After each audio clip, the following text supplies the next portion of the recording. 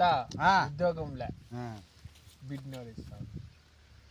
కాదు నాయన, ఉద్యోగం లేదు బిడ్డ కావాలంటావు. ఈ గడ్డం ఈ కూట్లో పెట్టుకొని నువ్వు బిడ్డకు పోతే ఆ బిడ్డ తల్లి తండ్రి చూసి ఆ బిడ్డ ఎట్లా ఒప్పుకునేది చెప్పు మళ్ళీ. ఏమనాయన, నువ్వు ఉండే వయసుకి నీకుండే కండ్లకి బాగా ప్యాంటు గింటు బాగా వేసుకొని గడ్డం లేకుండా జోగ్గా నా జోగ్గా పోతే ఎవరైనా ఏమారి ఒకలా సాక్కుంటాడు అని బిడ్డనిస్తారు.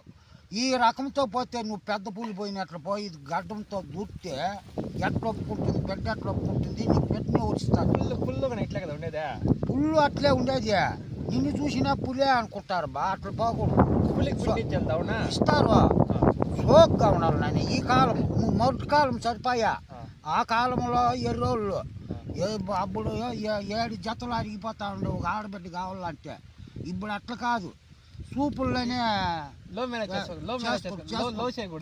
లవ్ చేస్తే చేతులు కాళ్ళు తీకంగా ఉండే వాళ్ళతో చేయాల, మిగతా సరైన వాళ్ళతో తీసేస్తే కన్నా అనుసారం పడాలి. వద్దు, ఏదో గడ్డం తీసేసి లక్షణంగా వస్తే ఏదో మా ఇంట్లో పెద్దవాళ్ళు కూడా 4 చేస్తారు.